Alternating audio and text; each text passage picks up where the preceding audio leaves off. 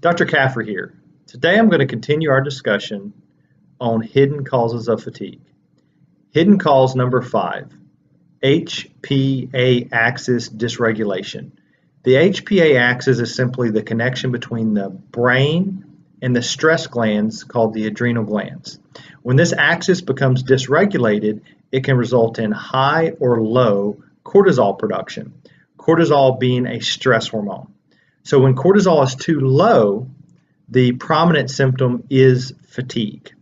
So we're going to discuss low cortisol states as a result of HPA axis dysregulation. So what are other symptoms of low cortisol? Low cortisol symptoms, aside from fatigue, might be difficulty staying asleep at night. In fact, I would say fatigue and inability to stay asleep are the most common things I see associated with low cortisol.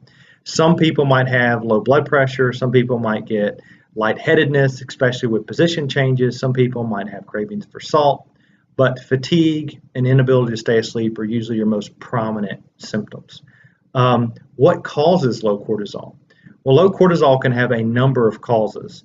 Let's talk about some of the more common causes. Well, first is simply chronic stress. Chronic psycho-emotional stress has been shown to lead to low cortisol states over time. What about some physical causes of low cortisol?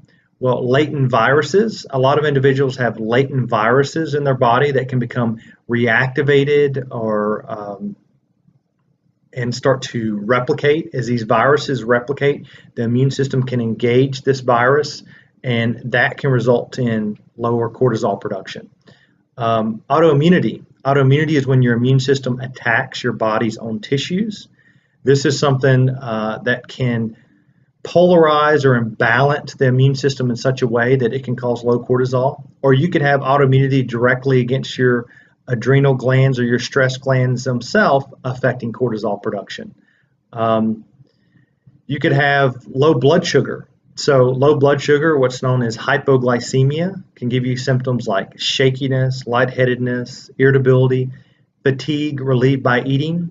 So if you have low blood sugar on a chronic basis, say you skip meals or for whatever reason, that's something that contributes to low cortisol. You may not be eating enough calories. You may be on a negative calorie balance. That could cause low cortisol. You might not be eating enough carbohydrates if you're eating a restrictive diet. That could cause low cortisol. Brain imbalances could be a contributor to low cortisol. So if you don't have enough activity in the front part of your brain up here called the prefrontal cortex, this part of the brain needs to be healthy so it can dampen or inhibit our stress, fight or flight, survival type centers. If you don't have enough activity in that mechanism, that could contribute to low cortisol states. And what causes that? Well, it could be like a lack of movement-based stimulation. It could be anything that affects oxygen delivery or blood sugar delivery to your brain. It could be neurochemical or neurotransmitter type imbalances. It could be a number of different things.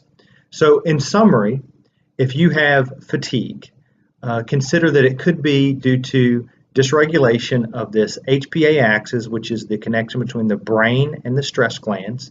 And when that axis dysregulates, the thing that results that's most associated with fatigue is low cortisol. That low cortisol state is something that can have many causes, and you need to work with a qualified practitioner that can ask the question, why?